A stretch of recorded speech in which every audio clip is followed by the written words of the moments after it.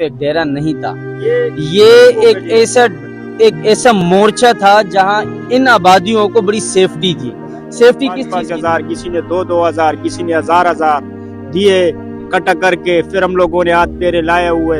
अल्लाह पाक ने वो गरीबों के लिए जगह कहाँ तक इसको कहाँ तक रोड आएगा, आप ये बता दीजिए जरा। निशान लगवाया कि ये जो है ना तकरीबन 40 से 45 फीट जाएगा, तो हमने मकसद यहाँ तक, इससे आगे रोड होगा। एक्स्ट्रा टाइम होते बंदे के पास, वो आके अपने यहीं गुजारे, नहीं तो गलियों में नहीं बैठे। अच्छी बात नहीं है, यहाँ का लेडीज का आना जाना रहता है। गलियों में ये लेडीज जो भी आता था जाता था, गाली देता था हम लोग को, लड़कों को भी, बुढ़े भी आते थे, थक जाते थे, किसी के घर से सामान लेके जा रहे होते थे। तो जब से ये डेरे बने इस बनवरी साइड पे, तो मेरा तो इतना ही ख्याल है कि मैं कहता हूँ कि बड़ी सेफ्टी और बड़ी अमन हुई है इस इलाके को इस चीज से।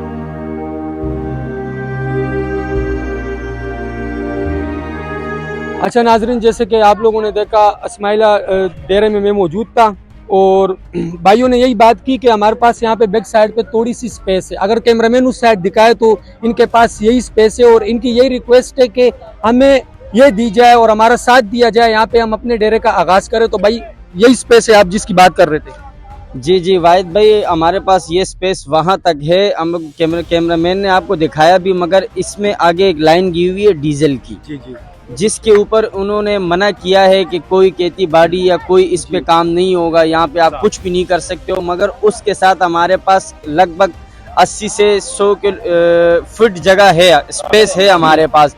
तो हमारी कोशिश यही है कि हमारा अगर ये डेरा जा रहा है तो कोई मसला नहीं है, हम इससे भी मुत्तफिक है। मगर हम ये कह रहे कि हमारे को वहाँ तक जो हमने दिखाया आपको निशान, वहाँ तक हमारे पास अभी भी स्पेस है, सिर्फ हमें इजाजत मिल जाए। अच्छा, तो हम अपना इसकी एंड कहाँ तक है, इसको कहाँ तक रोड आएगा, आप ये बता दीजिए जरा। निशान लगवाया कि ये जो है ना तकरीबन 40 से 45 फीट जाएगा, तो हमने अंदाजा मकसद यहाँ तक, इससे आगे रोड होगा। इससे बिल्कुल ये डेरे, ये जो आप देख सकते हो ना, जी, ये इसके लास्ट पॉइंट है, लास्ट पॉइंट यहाँ से कटिंग होगी। तो आपके पास स्पेस बहुत है उस साइड में। हमारे पास है 40 से 45 फीट की स्पेस अभी भी है।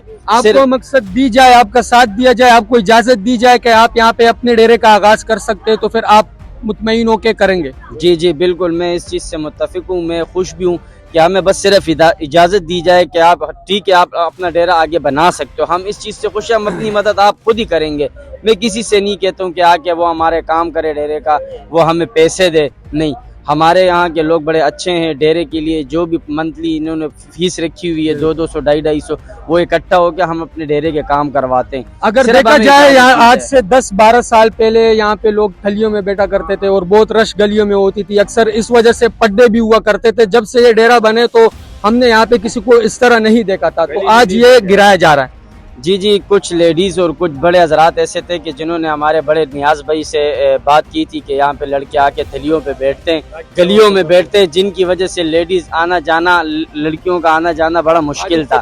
तो उनकी सहूलत के लिए इन्होंने एक काम किया कि क्यों ना हम ऊपर एक डेरा बनाए, यंग जनरेशन हमारे आके यहाँ बैठे, ठीक है। फालतू टाइम पे जो एक्स्ट्रा टाइम होता है बंदे के पास, वो आके अपने यहीं गुजारे, नहीं तो गलियों में नहीं बैठे।